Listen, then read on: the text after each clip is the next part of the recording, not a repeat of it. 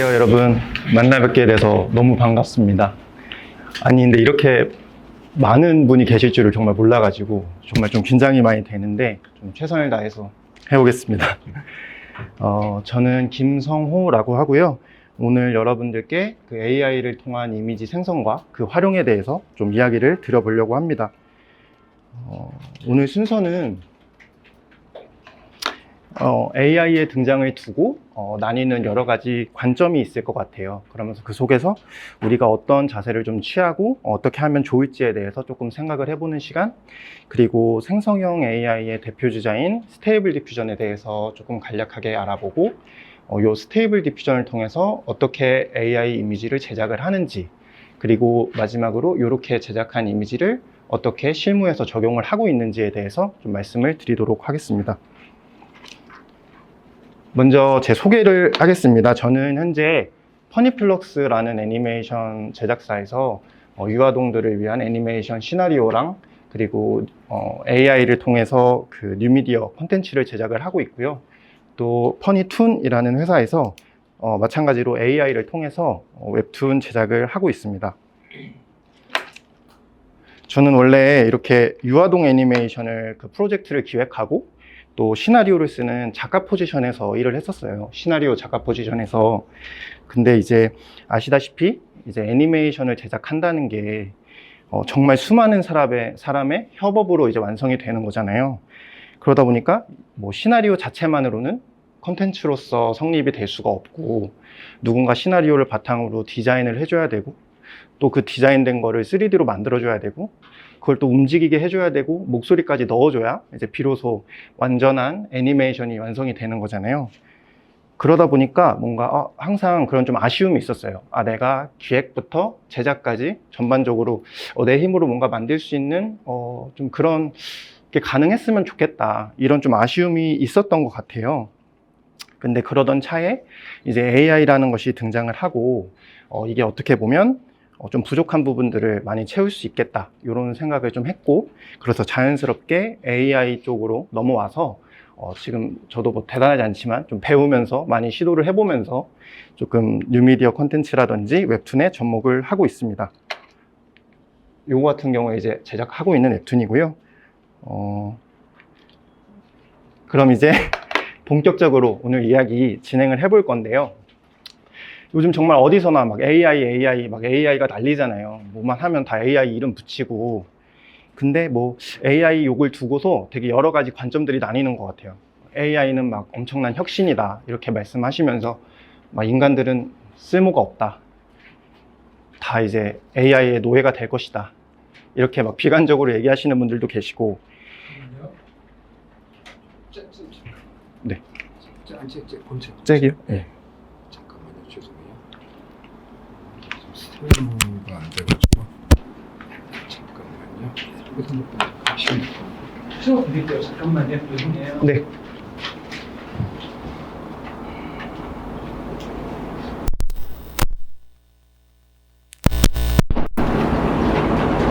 말씀 한번 해보시겠어요? 테스트 하나 더. 잠시만요. 치워드릴게요. 죄송합니다. 네.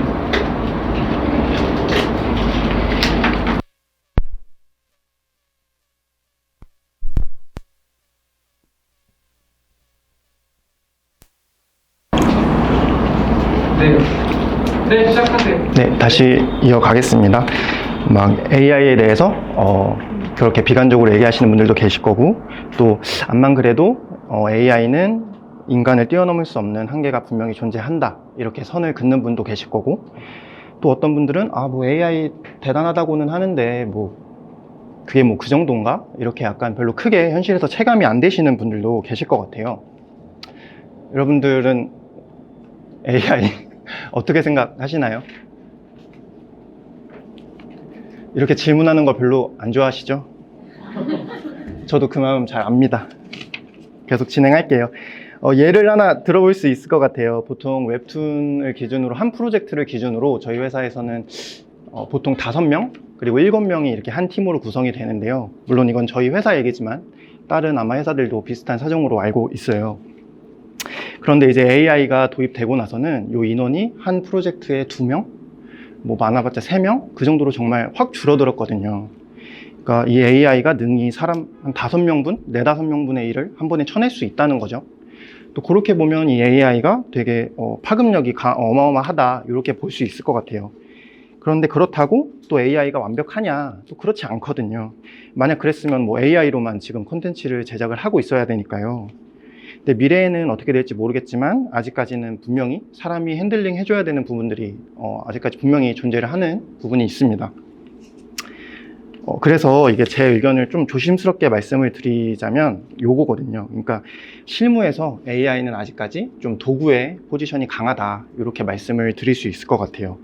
이게 아무리 좋은 도구여도 이제 어떻게 활용하느냐, 뭐 누가 활용하느냐에 따라서 좀 각자 다른 결과물을 얻어낼 수 있잖아요. 그래서 결국 어떻게 사용하느냐, 누가 사용하느냐, 사용자의 능력에 크게 좌우가 되는 거죠. 과거에서 이렇게 비슷한 예시를 찾아볼 수 있을 것 같은데요. 처음에 19세기 초에 사진이 등장했을 때 화가들이 이제 다 죽었다 막 이랬대요. 근데 생각해 보시면 너무 당연하죠. 뭐 사실 더 훨씬 정교하고 훨씬 정확하고 현실적인 장면을 뭐 비교도 안 될 정도로 빠르게 제작을 해낼 수 있었으니까요.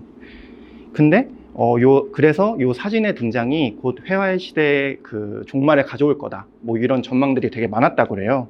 그래서 막 이렇게 노골적으로 막 거부감을 드러내는 화가들이 많았고요.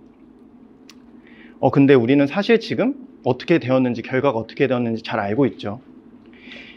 이 회화는 대상의 재현이라는 것은 뭔가 사진한테 양보를 하고 이제 사진이 담을 수 없는 그 무언가를 담으려고 계속 노력을 해오면서 발전을 해왔어요. 그러면서 뭐 인상주의라든지 추상화라든지 하이퍼리얼리즘처럼 이런 새로운 예술사조들도 탄생을 하게 됐고요. 그러면서 사진, 회화는 각자의 그 영역을 계속 발전시켜 나가면서 각자의 영역을 구축해 나간 거죠. 그리고 또 이미지 도구의 측면에서도 볼 수 있을 것 같아요. 원래 어리셨을 때 다 펜, 종이 이렇게 그림 그리셨죠? 예. 그리고 이제는 보통 타블렛으로 그림 그리잖아요. 그런데 이제 이런 우리가 이미지 도구의 변화가 있을 때마다 거기에 적응을 해오고 그걸 우리의 좀 도구로서 좀 생산성을 향상시키고 좀 더 창의적인 작업을 할 수 있는 도구로 항상 사용을 해왔잖아요. 그것처럼 이런 변화의 연장선상에서 생각을 해본다면 이 AI도 또 새로운 이미지 도구의 하나라 이렇게 생각을 해볼 수 있을 것 같아요. 저는 사실 뭐 AI를 두고 뭐 요게 옳다, 뭐 그르다 이렇게 말씀드릴 수 있을 정도로 뭐 되게 AI에 대해서 빠삭하고 뭐 똑똑하고 이런 사람이 절대 아니고요. 뭐 그렇게 말할 수 있는 사람이 뭐 몇이나 되겠어요. 근데 한 가지 분명한 건 실무에서 이렇게 느꼈을 때는 이 AI가 가져온 변화가 우리가 어떻게 생각하든지 간에 일단 너무 크고 그리고 나서 요 흐름을 우리는 어떻게 해서도 바꿀 수 없을 것이다. 이런 전망이 되게 강하다는 거예요. 그래서 사실 오늘 요 시간이 여러분들한테 조금 그런 질문, 나는 어떻게 하면은 요 AI를 조금 활용을 할 수 있을까? 이런 거를 조금 고민 스스로 해보실 수 있는 그런 시간이 좀 됐으면 하는 그런 바람입니다. 네.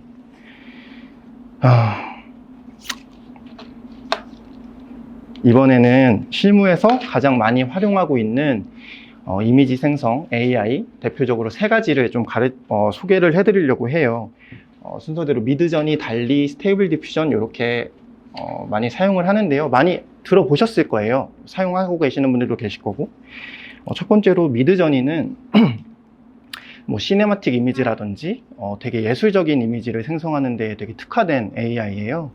그리고 이제 게임 같은 거 좋아하시는 분들은 뭐 디스코드 이런 거 많이 아시죠? 디스코드 채팅창에 이렇게 입력을 해서 이미지를 뽑아내는데, 그래서 그렇다 보니까 되게 쉽게 복잡한 설정 없이도 이미지를 곧바로 얻어낼 수 있다는 되게 큰 장점이 있고요. 아까 말씀드렸듯이 예술적인 이미지를 얻어낼 수 있다는 거에 특화되어 있다는 거에 그런 장점이 있고, 단점으로는 유료예요. 저희 돈에 민감하잖아요. 그래서 유료다 보니까 조금 사용하기 좀 꺼려질 수도 있다는 점, 그리고 이후에 소개해드릴 스테이블 디퓨전에 비해서 조금 더 설정에 대한 자유도가 조금 떨어져서 조금 이미지 생성에 제한이 조금 있다, 이렇게 말씀을 드릴 수 있을 것 같아요. 요 두 번째는 달리인데요. 달리는 그 챗GPT 만든 회사에서 만든 요 이미지 AI라고 하더라고요. 그래서 요거는 장점으로는 부분적으로 무료로 사용을 하실 수 있어요. 챗GPT에서는 아마 유료 플랜만 사용하실 수 있는데 제가 알기로 마이크로소프트 빙에서는 무료로 사용이 가능하시다고 알고 있어요. 그래서 요거 같은 경우에 무료로 사용하실 수 있고 또 되게 달리가 가진 강점으로는 자연어 처리 능력이 되게 뛰어나요. 자연어 처리 능력이라는 건 AI가 인간이 하는 언어를 얼마나 잘 이해하고 해석할 수 있느냐 요 능력을 말하는데요. 보통 우리가 말을 할 때 그 문장을 곧이곧대로만 해석하지는 않잖아요. 문장에 있는 그런 문맥, 뭐 의도, 맥락 이런 것들을 다 파악하면서 종합적으로 인간들은 이렇게 소통을 하잖아요. 근데 그거를 이 달리라는 AI는 되게 그 자연어 처리 해석력이 되게 좋아서 그냥 되게 쉽게 문장을 입력해도 거기에 숨어 있는 의도를 다 파악해서 이미지를 제작해 주는데 그런 되게 큰 강점이 있습니다. 단점으로는 아까 미드저니에서 말씀드린 대로 좀 복잡한 설정 같은 게 조금 제한이 되다 보니까 내가 원하는 이미지를 그대로 출력하는 데에는 조금 제한이 있다는 점, 그게 좀 단점이 될 수 있을 것 같아요. 마지막으로는 스테이블 디퓨전이고요. 이 스테이블 디퓨전은 오픈 소스여서 여러분들 컴퓨터에 그냥 설치해서 뭐 자유롭게 사용하실 수 있고요. 또 되게 큰 강점으로 세부적인 설정을 다 조절을 할 수 있어서 내가 원하는 이미지를 되게 비교적 정확하게 얻어낼 수 있다는 게 정말 큰 장점 중에 하나예요. 그래서 저 스테이블 디퓨전을 굉장히 많이 쓰고요. 하지만 조금 단점이라고 볼 수 있는 게 다른 AI들에 비해서 조금 처음 인터페이스 보시면 조금 거부감이 들 수 있어요. 그래서 조금 친숙해지기가, 익숙해지기가 시간이 좀 걸린다. 이렇게 말씀을 드릴 수 있을 것 같아요. 그래서 이 AI도 모델마다 특성이 다들 이렇게 있어서요. 저희는 이거 다 사용을 하고 있거든요. 그래서 보통 어떻게 사용을 하냐면 기획 단계에서 최대한 짧은 시간 안에 많은 그런 인풋을 넣어줘야 될 때, 회의에 많이 올려야 될 때 테이블에 많이 올려놓고 많이 그 기획이라는 게 사실 무에서 유를 만드는 거잖아요. 새로운 것들 아이디어 계속 제안을 올리고 까이고 다시 디벨롭하고 또 올리고 이게 반복이기 때문에 미드저니 같은 걸로 굉장히 그럴 때는 많이 이미지를 많이 봤거든요. 짧은 시간에 최대한 많은 룩을 보고 최대한 많은 컨셉을 보면서 디벨롭을 해나가는 거죠. 그리고 이렇게 디벨롭이 컨셉이 정해졌다 이러면은 이제부터는 이미지가 바뀌지 않고 그 일관된 컨셉, 일관된 룩으로 계속해서 이미지를 뽑아내야 되기 때문에 그때부터는 이제 스테이블 디퓨전을 메인으로 해서 작업을 해나가고 있습니다. 그래서 좀 가볍게 AI 아직 사용 안 해보셨고 좀 가볍게 사용해보고 싶으시다 하시는 분들께는 좀 달리 한번 추천드릴 수 있을 것 같고, 조금 나는 영감이 필요하다, 좀 예술적인 사진이 필요하다 이러시면 미드저니, 그리고 나는 AI도 많이 다뤄봤고 나는 되게 확고하게 내가 생성하고 싶은 이미지가 딱 머릿속에 있다 이렇게 생각하시는 분들께는 스테이블 디퓨전을 한번 사용해 보시는 걸 추천을 드릴게요. 근데 어차피 다 사용하게 돼 있습니다. 요번에는 스테이블 디퓨전을 사용해서 이미지를 생성하는 법을 조금 알아보려고 해요. 오늘 이 시간에는 따로 뭐 여기서 설치를 진행하지는 않을 거고요. 설치가 되어 있다는 가정하에 인터페이스 같은 거 설명을 드리면서 말씀을 드릴게요. 첫 번째로 알아볼 거는 텍스트 투 이미지로 말 그대로 이제 메시지를 입력해서 그대로 이미지를 출력해내는 방식이에요. 요 왼쪽에 위에 보시면 첫 번째 프롬프트라고 적혀 있는 게 있을 거예요. 요 프롬프트는 AI한테 내가 어떤 이미지를 원해, 요대로 이미지를 출력해줘 라고 메시지를 입력하는 칸이에요. 그래서 여기 보시면 뭐 검은 머리와 검은 눈을 가진 저런 뭐 소녀를 출력해달라 이런 식으로 요청을 해놓은 거죠. 그런데 여기 맨 앞에 보시면 베스트 퀄리티, 마스터피스처럼 이미지에는 등장하지 않지만 이 이미지 품질을 끌어올리는 요소 같은 것들도 키워드로 보통 많이 넣어서 출력을 하고 있습니다. 생성을 하고 있습니다. 그 아래에 있는 거는 이제 네거티브 프롬프트예요. 네거티브 프롬프트는 프롬프트에 반대되는 요소이거든요. 그러니까 한마디로 이미지에서 등장하지 않았으면 하는 것들을 저 네거티브 프롬프트에 보통 작성을 합니다. 저기서 보시면 로우 퀄리티, 워스트 퀄리티처럼 이것도 이미지 품질을 좀 안 좋게 떨어뜨릴 수 있는 요소들, 그런 키워드를 입력을 해서 조금 이미지의 품질이 저하되지 않게 보통 저렇게 키워드를 많이 사용을 하는 편이에요. 요 샘플러 같은 경우는 사실 이 이미지 생성을 할 때 어떤 알고리즘을 사용할 것이냐, 뭐 이런 거를 나타내는 선택하는 항목이거든요. 이거 샘플러의 종류에 따라서 작업 출력하는 속도라든지 결과물의 값이 약간씩 달라져요.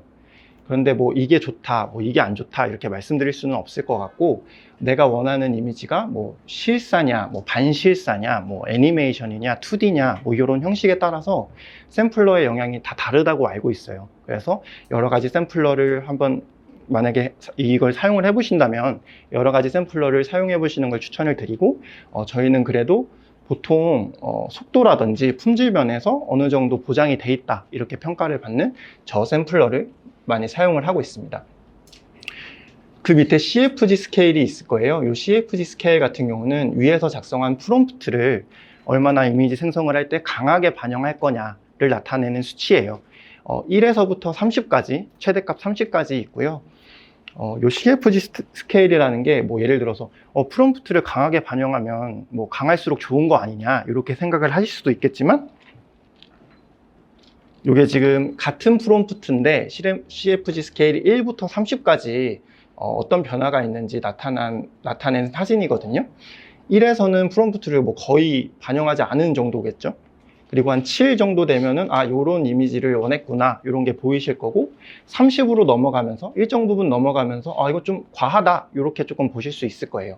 이런 것처럼 무조건 프롬프트를 강하게 반영한다고 좋은 이미지를 얻어낼 수 있는 점이 아니라는 거, 이렇게 생각을 해보시면 좋을 것 같아요. 그래서 보통은 저희는 7에서 11 정도로, 그게 한 중간 값이거든요. 그렇게 설정을 해놓고 거기에서 조금씩 조정을 해나가면서 이미지를 보통 뽑고 있어요. 보통 이미지를 뽑을 때 뭐 하나만 놓고 이렇게 뽑지는 않고요. 범위값을 이렇게 지정을 해서 최대한 많은 이미지를 생성을 해보고 거기에서 이제 마음에 드는 이미지를 뽑고 이런 식으로 진행을 해나가고 있습니다. 그 다음으로 여기 보시면 오른쪽에 스텝이라는 게 있을 거예요. 스텝스. 이 스텝스 같은 경우는 AI가 이미지를 생성하는 과정에서 몇 번의 과정을 거칠 것이냐, 몇 번의 과정을 거쳐서 최종적인 이미지를 나타낼 것이냐, 뭐 요거를 말해주는 거예요. 이 스텝스 같은 경우에는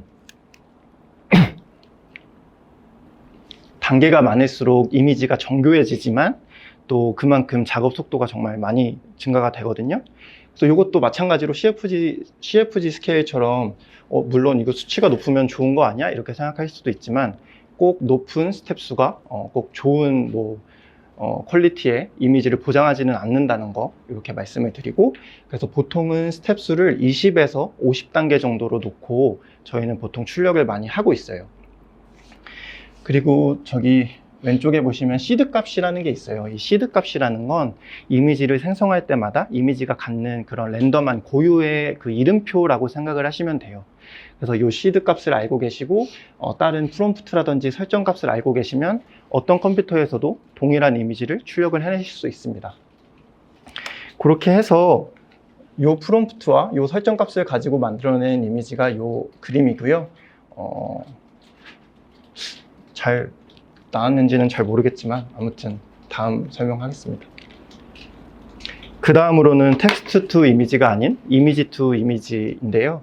아까 텍스트 투 이미지가 텍스트를 써서 이미지를 출력하는 방식이었다면, 이미지 투 이미지는 비슷한 유사한 방식이지만 내가 좀 기준이 되는 이미지를 업로드해서 그걸 바탕으로 새로운 이미지를 생성하는 거라고 보시면 돼요. 그래서 이 이미지 투 이미지 같은 경우는 요거를 설명을 드리면 보통 왜 이미지만 넣으면 됐지 뭐 프롬프트까지 또 작성을 해야 되냐 이렇게 질문을 하시는 분들이 좀 계시거든요. 근데 저희가 업로드하는 이런 기준 이미지는 그냥 재료일 뿐이고요. 요 재료를 가지고 뭐 어떻게 요리를 해달라, 어떤 요리를 해달라, 요거는 이제 프롬프트의 영역이기 때문에 같은 뭐 재료를 가지고도 뭐 정반대의 요리가 나올 수 있잖아요. 그런 것처럼 그만큼 이미지 투 이미지에서도 프롬프트가 갖는 이미지가 굉장히 중요하다. 프롬프트를 되게 잘 써주셔야 된다. 이렇게 말씀을 드릴 수 있을 것 같아요. 그래서 보통 저희는 이미지 투 이미지를 저희가 갖고 있는 이미지에서 스타일을 변환을 하고 싶을 때, 혹은 갖고 있는 이미지에서 디테일을 업하거나 퀄리티를 업하고 싶을 때 보통 많이 쓰는 기능입니다. 그 다음으로는 컨트롤넷이라는 기능이 있는데요. 사실 이 컨트롤넷이라는 기능이 스테이블 디퓨전을 사용하는 거의 이유라고 보시면 될 것 같아요. 아까 전에 텍스트 투 이미지나 이미지 투 이미지는 그 방식으로 이미지를 생성을 하게 되면 아무래도 내가 원하는 결과값을 되게 정확하게 얻어내는 데 조금 많이 힘이 들거든요. 내가 원하는 걸 항상 이렇게 정확하게 얻어낼 수 없어서. 근데 이 컨트롤넷 기능을 사용을 하면 많이 그런 문제를 해결할 수가 있어요. 이 컨트롤넷이라는 거는 내가 AI한테 이미지를 업로드를 하고 이 이미지에 대해서 어떤 특징을 강하게 학습을 시키는 거예요. 여기 보시면 뭐 소방차를 아주 개떡같이 그려놨어도 이렇게 되게 잘 그려놨죠. 또 여기 보시면 뭐 스케치를 대충 이렇게 스케치라고 하면 안 되고 약간 낙서라고 해야겠죠. 낙서처럼 그려놨어도 이 오른쪽 화면처럼 멋진 풍경화가 만들어지는 것처럼 이렇게 낙서나 스케치 같은 단순한 라인을 추출을 해서 그걸 바탕으로 새로운 이미지를 창조할 수 있는 기능이 컨트롤넷에 있어요.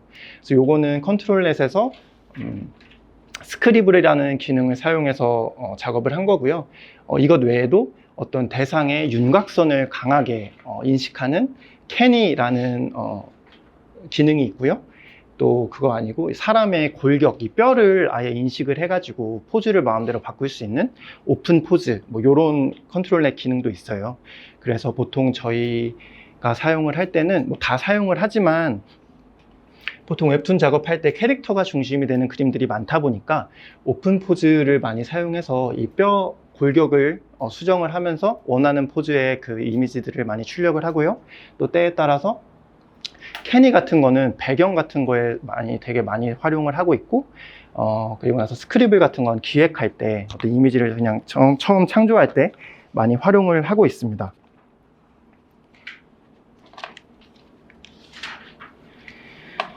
그리고 이 스테이블 디퓨전을 이용하실 때 꼭 알아두셔야 할 부분으로 체크 포인트라는 게 있어요. 이 체크 포인트는 AI 모델의 그 학습된 상태를 저장해 놓은 파일이라고 생각하시면 되는데요. 그냥 쉽게 말해서 그림체라고 생각을 하시면 돼요. 누가 나 일본 애니메이션이 너무 좋아, 그래서 일본 애니메이션을 학습을 시켜서 만든 체크 포인트는 그 일본 애니메이션 풍의 체크 포인트가 되는 거죠. 그래서 내가 어떤 프롬프트를 입력을 해도 그런 일본 애니메이션에서 봤을 법한 풍의 그림이 완성이 되는 거예요. 그게 바로 체크 포인트라고 생각을 하시면 돼요. 이 체크 포인트는 테마별로 되게 다양한 종류가 있는데요. 뭐 아까 말씀드렸다시피 뭐 예를 들어서 반실사, 뭐 실사, 애니메이션, 동물, 뭐 이런 다양한 체크 포인트가 있고, 거기에서 내가 내 쇼에 어떤 게 좀 더 적합한지, 그리고 나는 어떤 그림체를 선호하는지 선택을 하셔서 사용을 하시면 됩니다. 그리고 이 체크 포인트를 선택하실 때 한 가지 고려해 볼 사항으로 저작권 이슈가 있어요. 이 저작권 이슈가 아직 뭐 법적으로 명확하게 뭐 규정된 게 아직 사실 많이 부족하기 때문에, 아직 그렇게 없기 때문에 뭐 문제가 되지 않는다 이렇게 말씀을 하시는 분들도 계신데, 사실 저희가 어쨌든 좀 창작자 입장에서 막 마음껏 써도 된다 이렇게 막 말씀드리기가 사실 좀 어렵거든요. 그래서 사실 저희 회사 같은 경우에도 이 체크 포인트를 막 곧이곧대로 사용을 한다기보다는 저희가 갖고 있는 리소스와 뭔가 병합을 해서 좀 더 새로운, 좀 저희만의 좀 테이스트를 넣어서 새로운 이미지를 만든다든지, 혹은 여러 가지 체크 포인트를 섞어서 병합을 시킨다든지 하는 식으로 조금씩은 좀 다른 무언가를 만들 수 있도록 좀 노력을 하는 편입니다. 그래서 여러분들도 만약에 이 체크 포인트를 선택하시고 사용하실 때 한 번씩은 좀 주의를 해보시는 게 좋지 않을까 이렇게 생각이 들어요. 그리고 이번에는 스테이블 디퓨전으로 이렇게 생성된 이미지가 어떻게 실무에서 활용되고 있는지에 대해서 조금 말씀을 드려보려고 해요. 이 웹툰에서는 지금 설명드릴 건 웹툰이고요. 웹툰에서는 AI를 채색이랑 배경 작업에 많이 활용을 하고 있는데요. 이 웹툰을 제작할 때 특히나 시간이랑 노력이 많이 드는 부분이 채색과 배경이기 때문에 이 AI의 도움을 좀 많이 받고 있다, 이렇게 말씀을 드릴 수 있을 것 같아요. 그럼 단계별로 설명을 드릴게요. 맨 처음에 스케치는 사람의 손으로 이뤄집니다. 콘티를 제작을 하고요. 그리고 나서 콘티가 확정이 되면 이걸 바로 뭐 AI에 넣을 수도 있지만 사실 지금 저 상태에서는 AI에 넣으면 조금 AI가 인식을 좀 잘 하지를 못해요, 그림을. 사람이 이미지를 인식하는 과정이랑 AI가 이미지를 인식하는 과정이 조금씩 다르기 때문에 좀 AI가 인식하기 쉽게 조금 변환해 주는 게 필요해요. 그래서 너무 복잡하게 되어 있는 라인은 조금 단순화 시켜주고, 혹은 너무 단순화돼 가지고 여기가 뭐 배경이야 뭐 사람이야 이렇게 좀 헷갈리는 부분들은 디테일 같은 것들을 조금씩 넣어서 확실하게 구분을 지어주는 그런 작업이 좀 필요합니다. 그리고 나서 기본적인 색깔까지 지정을 해줄 수 있어요. 이미지 업로드를 하면서 색깔까지 지정을 해주고, 그리고 이제 제너레이트 버튼을 누르면 이 AI 채색된 이미지가 이렇게 등장을 하고요. 요거는 캐릭터가 채색이 된 거지만 사실 아까 체크 포인트를 설명하면서 여러 가지 테마별로 체크 포인트가 있다 이렇게 말씀을 드렸잖아요. 배경이랑 이펙트도 체크 포인트가 존재를 해요. 그래서 모든 소스들을 다 체크 포인트를 돌려서 AI로 출력을 하고 있거든요.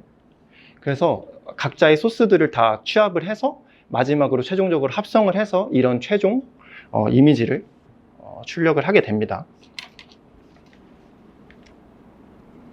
그리고 이게 배경이거든요. 아까 컨트롤렛 설명을 드릴 때 캔이라고 윤곽선을 되게 강력하게 인식하는 기능이 있다 이렇게 말씀을 드렸어요. 그래서 저 맨 왼쪽에 보시면 저게 다 라인이 읽혀 있는 라인이거든요. AI가 인식한 라인. 그러면 저것을 건드리지 않고 여기에서 뭔가 이미지를 생성을 해내는 거예요. 그래서 일단 저희가 이미지를 생성할 때 최대한 많은 이미지를 돌려놓고 가거든요. 왜냐하면 한 번에 좋은 이미지를 뽑아내면 너무 좋겠지만 그렇기가 되게 쉽지 않다는 건 알고 있으니까 되게 최대한 많은 배경 이미지를 돌려요. 그러면 디테일들이 막 그 프롬프트 값에 파라미터 값에 따라서 되게 다양한 배경 이미지들이 나타나는데요. 그래서 그거를 하나를 마음에 드는 걸 선택을 해서 보통을 사용을 하고 있습니다. 이렇게 배경 작업을 하실 때는 보통 저희는 필요한 사이즈보다 훨씬 더 넓은 사이즈의 배경을 그냥 한마디로 풀샷을 만들어서 이미지를 출력을 하는데요.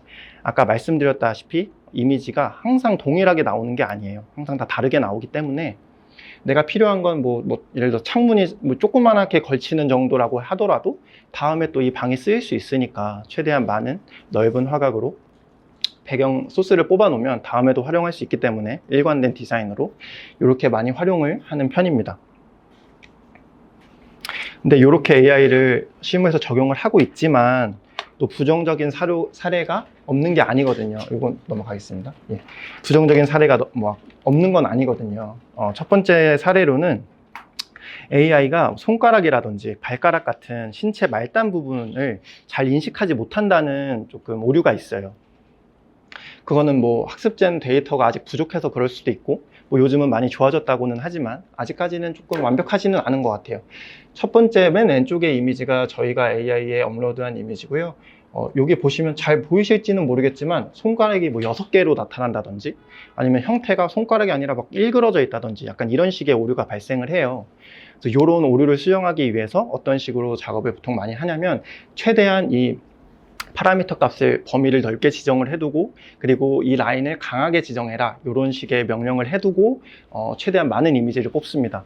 사실 이게 계속 많은 이미지를 뽑아라 많은 이미지를 뽑아라 이렇게 약간 좀 너무 식상하게 들리실 수도 있지만 사실은 정말 많은 이미지를 뽑아보는 게 정말 중요해요. 그래서 좀 마음에 드는 결과값을 얻을 때까지 그렇게 조금 많이 트라이를 해보시는 게 되게 중요해요. 그리고 그럼에도 불구하고 요 오류가 수정이 되지 않았었어요.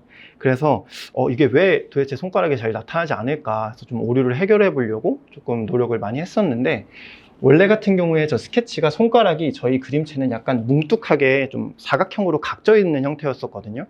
그래서 얘가 손가락으로 좀 인식하지 못하는 걸 수도 있겠다 이래가지고 요 라인을 조금 둥그렇게 수정을 했었어요. 그렇게 하다 보니까 이 AI가 그때서야 얘를 좀 손가락으로 인식을 하는 것 같더라고요. 조금씩 좀 오류가 좀 수정이 되어서 나오더라고요. 그래서 그런 식으로 어떤 오류가 발생을 했을 때 어떻게 이 오류를 잡는지 좀 다양한 시도를 해보면서 얼마나 이 오류를 잘 잡는지를 하는 게 약간 이 AI를 얼마나 잘 다루는지에 대한 노하우, 뭔가 실력, 약간 이런 거를 좀 말해주는 것 같아요. 그래서 요거는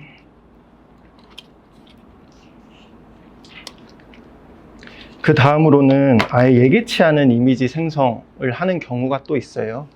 왼쪽에 보시면 남자 캐릭터인데 이 우측으로 갈수록 캐릭터가 여성화되는 모습을 보실 수 있을 거예요. 뭐 손톱 색깔이 뭐 매니큐어가 칠해져 있다든지 뭐 화장이 되어 있다든지 이런 식으로 나타나기도 하고요. 그리고 또 다른 이미지, 우측 이미지 같은 경우엔 요 배경, 하늘이 보이는 요 배경 이미지를 업로드를 했는데 막상 출력해 놓은 이미지를 보니 뭐 갑자기 뜬금없이 엉뚱하게 여자 캐릭터가 등장을 했다거나 약간 이런 식의 경우들이 발생하는 경우를 볼 수 있어요. 그래서 저희가 생각했을 때는 뭐 명확하게 원인은 잘 모르겠지만 저희가 아마 생각을 했을 때는 이 체크 포인트가 학습을 한 게 아마 여성 캐릭터들을 되게 많이 학습을 했기 때문에 이 출력 값에도 영향을 좀 미치지 않았을까 이런 생각이 들더라고요. 그래서 저희 같은 경우에는 이 왼쪽 같은 경우에는 프롬프트 지정을 좀 다시 재입력을 했어요. 네거티브 프롬프트에서 여자를 키워드로 놓고 긍정 프롬프트에서 남자라고 확실하게 명시를 해두고요. 그러다 보니까 조금 오류가 좀 줄어드는 경우를 볼 수 있었고, 이 오른쪽 같은 경우는 다양하게 뽑아봤는데도 마음에 드는 이미지가 조금 나타나지를 않아서 아무래도 이 배경이 이 AI가 배경으로 인식하지 못하는 것 같다 이런 생각을 좀 했어서 이 라인에 배경임을 알 수 있는 디테일 같은 것들을 조금 추가를 해서 최종적으로 이 배경 이미지를 얻을 수 있었습니다. 그러니까 그런 식으로 뭐 조금 다양한 시도를 통해서 오류를 잡아야 되는데요. 만약에 그렇게 많이 하더라도 이 오류가 잡히지 않았을 때는 결국 사람 손으로 하는 게 아직까지는 좀 AI 한계다 이렇게 말씀을 드릴 수 있을 것 같아요.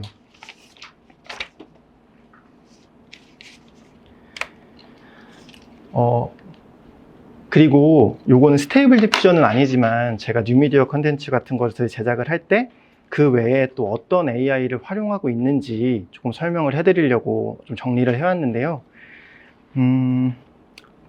챗GPT는 많이 사용하시나요?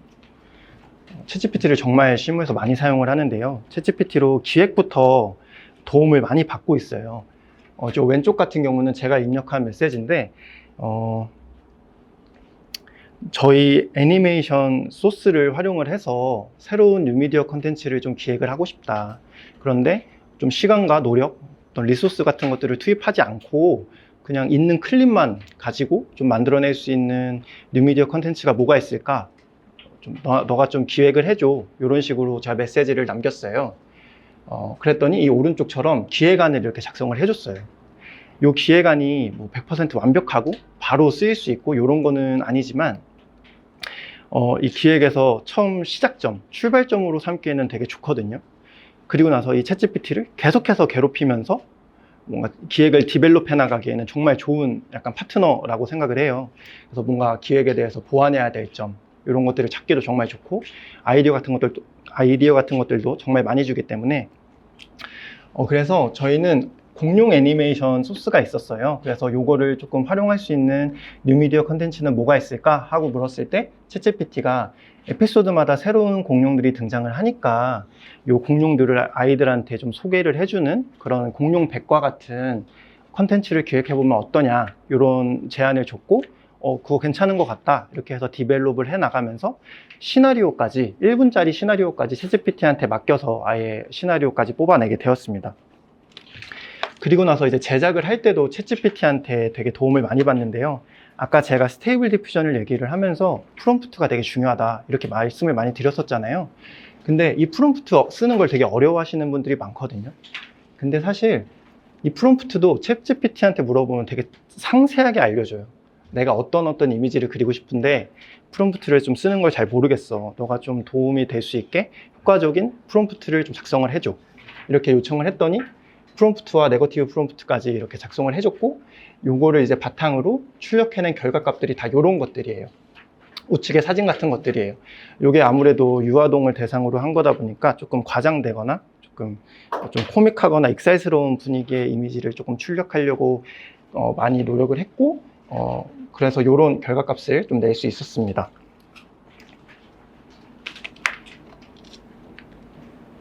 그렇게 해서 만든 챗GPT로 기획하고 챗GPT로 시나리오를 쓰고 챗GPT로 이미지를 생성을 해서 만든 컨텐츠가 바로 이런 거거든요.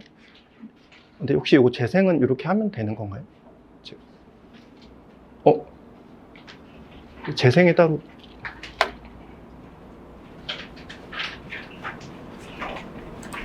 오늘 만나볼 백령은 카르노타우루스야. 카르노타우루스와白亜紀後期の南アメリカに生息していた肉食恐竜です。 Der Name Carnotaurus bedeutet fleischfressender Stier. 头上疼痛的羊齿像公母一样银色的面。 Esses chifres provavelmente eram usados para exibição ou como armas em combates com rivais. 네, 이런 식으로 이건 제가 지금 그냥 잠깐 편집을 한 건데 이건 뭘 설명해 드리려고 했냐면 이런 뉴미디어 컨텐츠를 만드실 때 나레이션 같은 경우도 되게 중요하거든요. 근데 이 나레이션이 정말 돈이 많이 들어가는 부분 중에 하나예요. 특히나 뭐 한국어는 그나마 낫지만 영어도 그나마 낫지만 뭐 일본어라든지 중국어 다른 언어를 하실 때는 그 성우를 찾는 것도 되게 힘들어요. 그런데 이 나레이션도 AI를 활용해서 작업을 한 거거든요. 그러다 보니까 뭐 100% 완벽하게 막 정말 성우처럼은 해주지 않더라도 이런 나레이션 정도의 퀄리티는 충분히 지금도 뽑아낼 수 있다. 그래서 지금 기획부터 제작 그리고 사운드까지 AI를 활용해서 이런 뉴미디어 컨텐츠를 제작을 하고 있고 지금 조금 시도 중인 걸로는 이제 이미지나 텍스트로 영상을 또 만들 수 있는 AI들이 계속 업데이트가 되고 있어요. 그래서 그걸 가지고 이제 애니메이션을 좀 짧은 애니메이션이라도 좀 제작하려고 하는 그런 시도가 계속 진행 중에 있고 아마도 곧 얼마 되지 않아서 그런 좀 결과물을 얻어낼 수 있지 않을까 하는 전망이 있습니다. 그래서 오늘 말씀드린 거 그냥 정리를 하는 건데요. 사실 정말 날이 갈수록 빠르게 이런 AI 기술들은 성장을 하고 있고요. 그러다 보니까 당연히 AI를 많이 활용하실 수 있는 분들이 각광을 받을 것이라고 전망을 하고 있어요. 그리고 밑에 있는 한계 같은 것들도 사실 너무 과거의 것이라고 생각을 해요. 이제 곧 그리고 해결될 부분이라고 생각을 해서 이 미래는 아까 말씀드렸듯이 AI가 많이 활용되고 많이 활용하실 수 있는 분들이 각광을 받지 않겠나 이렇게 생각을 합니다. 그리고 이상 제가 사실 준비한 이야기는 여기가 끝이고요. 끝으로 이게 다 컨텐츠를 만드시고 싶어서 계신 거잖아요. 근데 이게 참 제가 생각을 해도 이 애니메이션을 만든다는 것 자체가 고행의 길이라고 생각을 하거든요. 되게 힘들고 고되고 한데 그럴 때 되게 자기 보람이 없으면 스스로 되게 힘들거든요. 그래서 여러분들 모두 애니메이션 제작하시면서 각자만의 좀 보람을 좀 느끼시면서 이 길을 계속 걸어 나가셨으면 좋겠습니다. 감사합니다.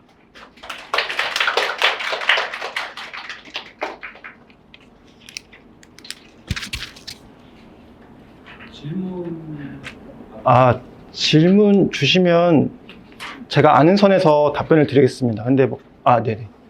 혹시 체크 포인트로 사용된 데이터들은 AI에 남아있는 거예요?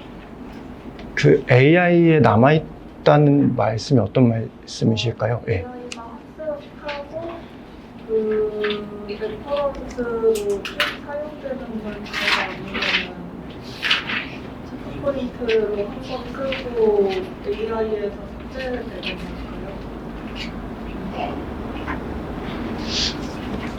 그것은 제가 어떻게 되는지를 잘 모르겠네요. 그러니까 저희가 체크 포인트를 학습을 시킬 수 있고 뭐 그런 기능이 따로 있는 거는 알고 있거든요. 그리고 뭐 체크 포인트를 만들려는 시도도 있고, 그리고 설명을 드리지는 않았지만 로라라고 해서 체크 포인트가 너무 방대하다 보니까 조금 작은 수준의 미니 체크 포인트로 로라라는 거를 되게 요즘은 많이 사용을 해요. 적은 리소스를 가지고도 일관된 이미지를 뽑을 수 있어서, 그래서 그런 식의 것은 이미 알고 있는데, 보통 지금 말씀 주시는 건 저희가 한번 이미지 생성할 때마다 그것을 학습을 하느냐 이런 말씀이실까요? 그러니까 그것은 제가 모르겠어요. 그게 그 영향을 미치는지 아닌지는 정확하게는 모르겠고, 그리고 체크 포인트를 학습시킬 수 있는 것은 지금도 가능은 하다, 이렇게 말씀드릴 수 있을 것 같아요. 네. 예. AI를 요즘에 막 지원 사업 같은 데에서도 AI를 활용하는 조건이나 그런 가능성들도 많이 열어놓고 예. AI를 이제 툴로서 많이 활용하고 있는 상황인 것 같은데 AI를 활용하는 프로젝트나 그런 그 기업들이 돈을 많이 벌고 있나요? 그러니까 제 질문이 뭐냐면 예, 예, 예. AI는 많은 노동력을 아낄 수 있잖아요. 맞아요. 그러면은 단순히 생각해서 돈을 되게 아낄 수 있는 방법이잖아요. 예, 근데 그쵸. 시간도 돈도 아낄 그럼요. 수 있고. 근데 지금 되게 AI를 활용한 프로젝트 투자도 되게 많이 있는 것 같고 지원 사업에서도 많이 유도하는 것 같은데 이게 AI를 활용하는 게 비전이 있나요? AI를 활용하는 게 그 돈을 많이 벌 수 있는 것 같아요. 글쎄요, 뭐 AI를 활용하면 돈이 된다, 뭐 이렇게 확언을 할 수는 없겠죠. 결국 컨텐츠는 뭐 재밌어야 우리가 보는 거잖아요. 뭐 영화도 재밌어야 보고 AI로 만들었기 때문에 잠깐 뭐 반짝할 수는 있지만 결국 뭐 누가 만들든 간에 재밌어야 우리가 보는 거니까. 그래서 어떤 걸 사용하더라도 AI 툴을 어떤 걸 사용하고 아니면 AI를 사용하지 않고 그냥 순수 뭐 인간의 힘으로만 제작을 했다고 하더라도 좀 그게 뭐 경쟁력이 있는 컨텐츠여야 좀 비전이 있다고 볼 수 있지 않을까요? 근데 단지 말씀드린 것처럼 조금 제작력이 부족할 수 있고 좀 버짓이 좀 적을 경우에 그럴 때 이제 AI를 많이 활용을 할 수 있다. 요 정도로 지금 말씀을 드릴 수 있을 것 같아요. AI를 사용했기 때문에 퀄리티가 너무 좋고 이런 수준은 절대 아니고 단지 말씀하신 것처럼 조금 더 시간을 아낄 수 있고 조금 더 돈을 세이브할 수 있다. 이렇게 설명드릴 수 있을 것 같아요. 결국 좋은 작품을 만드셔야 경쟁력이 있다. 이렇게 설명드릴 수 있을 것 같아요.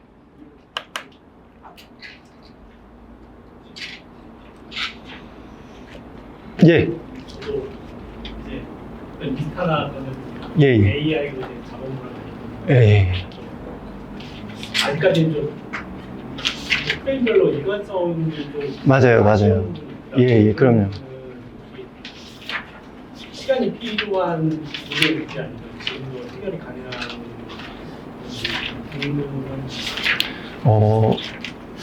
제가 보셨었던 작업물이 어떤 AI를 통해서 생성한 AI, 그 작업물인지는 제가 잘 모르겠지만, 그러니까 대충 어떤 말씀이신지는 알 것 같거든요. 좀 보기에 이거 좀 말이 안 되는데? 이런 영상들도 충분히 있어요.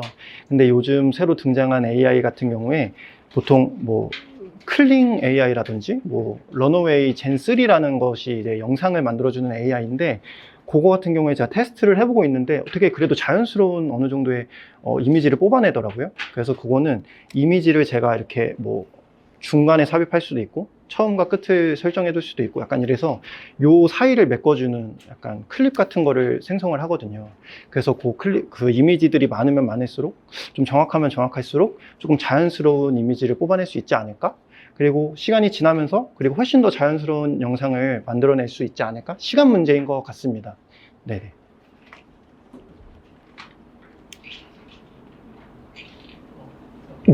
네네. 이게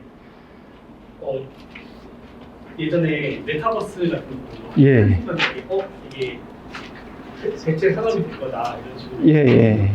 지금은 상대적으로 이제 좀 많이 퍼져 있는 추세잖아요. 예. 그러니까 AI는 그거랑은 다르게 근데 시장을 대체할 수 있는 콘텐츠 AI가 아까도 말씀드렸듯이 뭔가 AI 자체가 되게 뭐 아직까지 AI 자체가 뭐 가치가 있다 이런 수준이 아니라 말씀드렸듯이 AI를 도구로서 사용할 때 되게 효과를 보고 있다 이렇게 말씀을 드릴 수 있을 것 같아요. 그래서 저희 아까 말씀드렸지만 예를 들었지만 회사에서도 인력 자체가 확실히 눈에 보이게 조금 줄어든 면도 있고 물론 다른 프로젝트들이 더 많이 확장될 수도 있고 이런 식으로 사실 메타버스가 실제 저희 업무 환경에서 어떤 영향을 주는지 저는 체감을 하지를 못해서 이렇게 단순하게 비교를 해서 말씀드릴 수는 없을 것 같지만 이 AI는 실제로 제가 활용을 하고 있고 좀 그 효과에 대해서 조금 어쨌든 좀 눈으로 보이는 게 있어서 조금 더 좀 가치가 있지 않을까? 이렇게 좀 생각이 드네요. 네. 예. AI를 하고 싶은 게 코드를 가지고 레이아웃을 만들고 싶거든요. 아, 예, 예. 근데 그걸 계속 도전해보려고 하는데 내가 원하는 캐릭터가 나와야 되는 그 부분을 어떻게 해결을 할지. 다시 한 번만 설명해 주시겠어요? 내가 어떤 그러니까 캐릭터가 나와야 되잖아. AI로 생성을 하면. 예, 예, 예. 근데 그 캐릭터가 아닌 그냥 자기가 임의로 생성하는 그 캐릭터들이 나오다 보니까 그렇죠, 그렇죠. 네, 그 부분을 어떻게 해결할 수 있는 방법이에요? 사실 그 원하는 이미지를 생성을 하기 위해서 어떤 툴을 보통 많이 사용하시나요? 그냥 이것저것 그냥 계속 해보고 있는데 아. 이것저것 쓰는 거야. 아, 그 컨트롤 렉 같은 것도 사용을 하시는데도 좀 그런 상황이 발생하실까요? 거기까지는 안 해보는 것 같아요. 일단 좀 시간이 많이 없어서 예, 예. 많이 파고들지 않고요. 아, 예. 그냥 어떻게 하는지를 좀 테스트만 해보고. 예. 사실 저희 같은 경우도 컨셉 기획 그런 것들을 개발할 때는 원하는 이미지들이 딱딱 나오지는 않잖아요. 그리고 AI한테 좀 더 창작성을 많이 부여해서 이미지를 그냥 얻어내는 거다 보니까 그렇게 원하는 이미지를 정말 고지고대로 이렇게 만들어내주지는 않더라고요. 그래서 좀 스테이블 디퓨전을 많이 사용하는 게 있거든요. 아까 말씀드렸듯이 컨트롤렛이라는 기능을 이용을 하면 윤곽선이라든지 이런 것들이 좀 강하게 반영된 상태에서의 뭔가 그림을 얻어낼 수 있다 보니까 완벽하게 100% 내가 원하는 이미지는 아니더라도 뭔가 리터치를 해서 사용할 수 있을 정도를 얻어낼 수 있거든요. 그래서 한번 그 스테이블 디퓨전을 한번 사용해 보시는 건 어떨지, 그게 아마 그나마 지금까지는 좀 나와 있는 방법 중에서는 제일 도움이 되지 않을까 생각이 좀 됩니다.